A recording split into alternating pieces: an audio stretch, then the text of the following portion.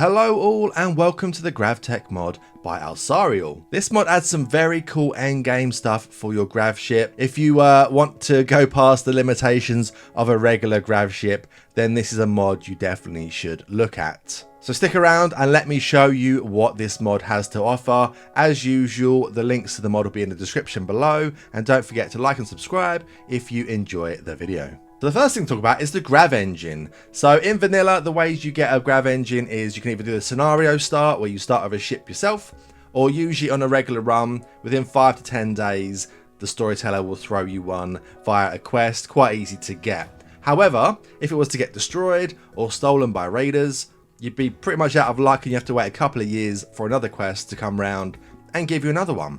However, with this mod, they are craftable. So if you see here, build copy, a lot of panels, plasteel, 3 cores and 12 advanced components. It is not cheap to do, but if you were to lose one, it's a way of doing it rather than waiting for a couple of years. Now this raises a question. What are the possibilities that you could potentially have more than one Gravship? Well, you could do, you just want to make sure you don't have them on the same map tile, because if a ship's on a tile, it'll try to link with other Gravship components and you're going to get errors, that kind of stuff. So you could build a ship, fly it away, build another one, fly it somewhere else, and you know, as long as they don't land on the same map tile again, you could fly it around. I've not tested this, I've not tried it, so if any of you guys have done it or are going to do it afterwards, feel free to let me know how it goes, but you could theoretically have your own armada. Next up we have the Grav Chemfuel tank, which holds a lot more fuel than the regular tanks. 2,500 Chemfuel can go in each one of these ones. The large Chemfuel tank in comparison is 750 and 250 for a small one. So a lot more fuel stored in those. Now it is quite expensive to make. You need a grav core as well, which obviously you have to usually do quests for. We'll get into that later on. There's gravitonium, which is a resource from the mod, which again we'll get onto later on as well, and some other resources required. So not cheap, but it will be a lot of space saving, should we say. The advanced Gravship thruster gives you a lot more range for your ship. If you check on the information tab, Gravship range offset is 38, which basically means 38 map tiles that you can fly with one of these engines. You can add them together because you can have 3 of them. It's 114 extra map tiles. Comparatively, a large thruster gives you 16 range and a small one gives you 10. Don't forget you can still use these ones and these ones to give you a bit of a boost. Without these here, you can fly a decent amount of range, but nothing too impressive. With these as well, a lot of range. Like most things, not cheap. They need grav cores and panels and such as well. But if you're in game and you've got a lot of stuff waiting around, then you know what? Add them on and just fly around the whole planet. The advanced shield generator is a bit of an upgrade on the regular one you get in Odyssey. The regular one is 500 energy, which is the amount of damage it can absorb. This one here is 1500, so triple. Also, the amount of coverage that this protects is a lot more than the regular one as well. Other benefits include the fact that you can craft this, whereas with this one you have to wait for a quest to come up, and it's usually a protect an objective for 10 to 15 days, which they're not too difficult, especially if you've got a ship with loads of turrets on protecting it, but it's easier if you can just craft it. Not cheap as everything else in this mod. Grav core, a shield core as well, and some other resources, not a small amount either, but other resources as well. But it's quite nice to have a better upgrade on the shield. Obviously you can still build a couple of these as well, and yeah, a bit more protection, and you know, you can just do it on your own terms. The Singularity Reactor is very much endgame. It's the cool thing here with the animation on. I say it's endgame because it's a power generator which provides 150,000 watts of power. So if you decide you want to put turrets around your full ship and need a way of powering them, this will help you. Not only does it provide all that power, but it gives you 1,000 substructure support, so a lot more range as well for building. So if you want to build a bigger ship or a specific kind of shape, this will give you a lot of support for that as well. Now for the balance part of it, it costs 10 grav cores, loads of panels, plasteel, gravitonium, and 2 persona cores. So definitely end game, but if you can get all that stuff together, then you're going to be able to power your ship forever. The advanced Gravship computer core, like the Singularity Reactor, is very much endgame. So much endgame, in fact, that you do need to finish Odyssey to be able to get the Cerebrex node as part of the building. Also, 4 persona cores, which is pretty crazy. But I'll show you later on, along with this Gravitonium resource and the Grav cores, how you could maybe get access to more. So for the core itself, it gives you a few bonuses. So the improved flight quality of 30%, which is obviously very useful. And it can be tuned to a mechanator. So extra 20 bandwidth, 3 control groups, 30% work speed, 100% forming speed, and the Cerebrex node ability. So this ability, if I can remember who's got the thing. Yes, it's you. If we draft them up quickly as well. You have 3 different options. We have core mechanoids, summon hostile mechanoids to a location using drop pods that attack all nearby humans. So if they happen to beat the enemy that you're summoning them on top of, they'll come and try to kill you as well. Cool drop pods, summon drop pods that you can use to travel to another location. This is like a quick emergency transport. And deactivate mechanoid. Permanently disable a hostile mechanoid every 3 hours. So good for fighting the mech bosses, really, or if you just happen to have an Apocryphon turn up in a regular raid, it could be quite useful to turn them off. Quite a decent range on it as well. The time acceleration pod is basically an overclocked bed. If you look at the stats on here, it gives loads of bonuses. Birth quality offset increased. We've got surgery success chance increased, immunity gain speed. We've got medical 10 quality. And for the reason it's called a time acceleration pod, the 400% rest effectiveness, which basically means they're sleeping, you know, they get their rest 4 times as quickly as default, as the 100%, right? So, you know what? They'll get like 2 hours sleep a night and they'll be fully refreshed. The problem is they'll still drain their rests throughout the day quicker, so they won't always be sleeping at the same time. They might end up being like awake at darkness, so it could be a bit of a side problem there, but the fact that you can get them rested within a few hours is pretty crazy.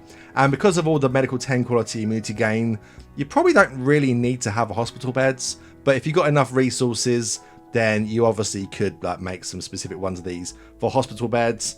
Again, like everything else, they require grav cores, so they're not cheap.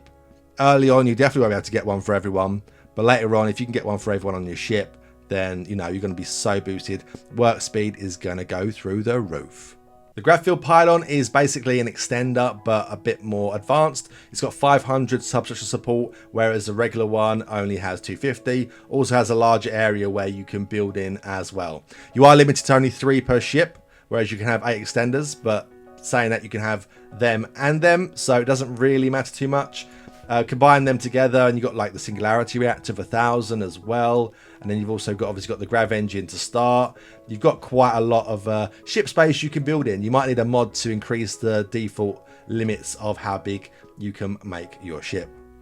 The Asteroid Collector is the one thing I can't actually build and show you because it must be built in outer space, and I'm not going to build a whole space map or jump on an asteroid just for this. So we can just survive with a blurb, right? This device collects small asteroids from space and creates vaxstone blocks. Vaxstone blocks we know required to make the panels, and this mod requires lots of panels for everything. Just not only just like the different items you can build, but the fact that you can make the ship a lot bigger. So you're going to need a lot of panels for that. So yeah, this is the way you can just infinitely generate them if you've got a space base or if you're living on an asteroid. And now onto turrets. We've got a couple of turrets from this mod. We have the Grav Blaster turret. 5 damage doesn't sound like a lot, but you know, when they say low damage, you just never really know what to expect. I think it's going to be pretty good. Decent stopping power, decent penetration, very good range. Not bad accuracy for like the range you're going to get from it as well. Range cooldown and aiming time, actually pretty decent. The beam repeater turret, same damage, but it does do 30 shots. A lot less range as well, only 24, but it's more of a close range thing. Don't forget beam weapons will fire through shields as well, so that's pretty useful to have a mixture of these and the other ones. A bit slower on the draw and slightly less accurate, although short range, pretty darn decent. So I talked about some turrets in the last video and I went through them all, but I didn't actually show them shooting anything. So I got comments saying, can I show turrets actually working? So you know what? Let's do it. Let's spawn something in around here so I can see both turrets going at it. Well, a few of these turrets might have a good go, but let's see what we get in. Maybe a centipede or something. Let's have a look. Decided to go for some bugs. I don't know why, but you don't get a drop pod raid of bugs, so I thought let's give them a go. Let's see how they do. Drop pod in bugs does seem a bit weird, but and kill. There we go. Oh. Okay. They stun as well. Even though they're not mechs, they get stunned. Obviously, the beam weapon's doing good damage, but... Damn. They got the heavy grav blaster.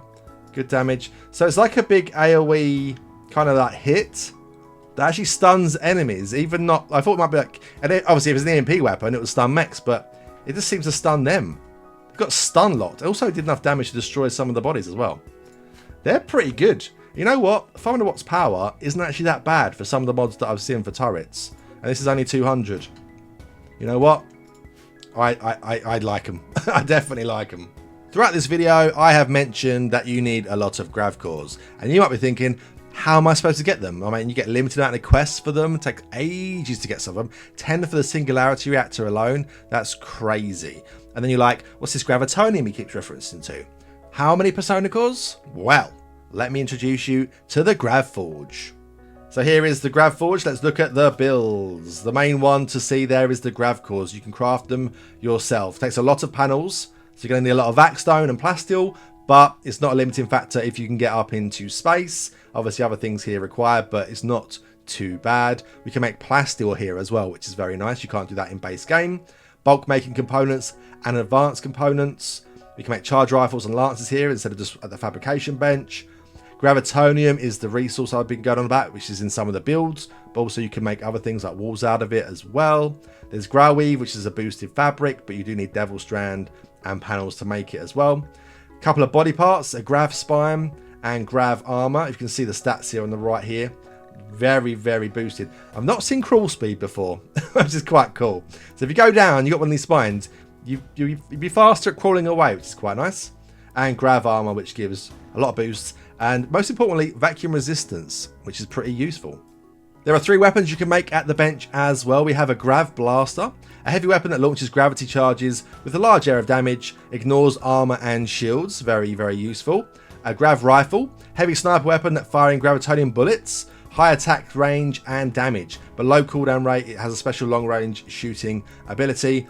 And the Grav Hammer, which is very good DPS, 13 DPS, very good penetration.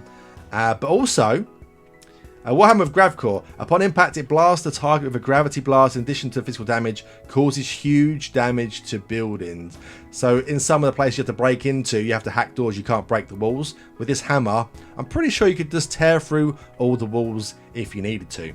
And now on to copying persona cores. So if you get yourself a quest, which you do in base game, of the location of one, you get yourself a persona core. Obviously some of these things require up to 4 persona cores to build. With this bench here, you can make empty persona cores. Then you combine an empty one with the one you've already got and a little bit of gold. And then one will turn into 2.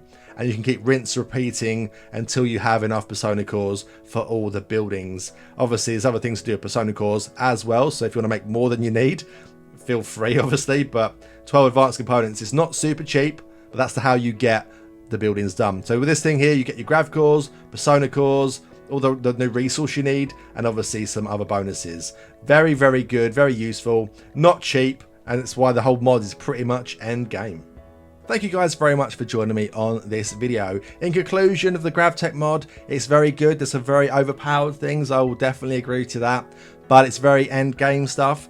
It's very expensive to do. So there is a bit of balance in there that you're not going to have access to it very early on. By the time you have access to it, you're probably going to be pretty strong as it is already. So not too bad. If you enjoyed the video, don't forget to like and subscribe. The link to the mod will be in the description below, as always. And yeah, thank you guys very much for joining me, and I'll see you guys in the next one.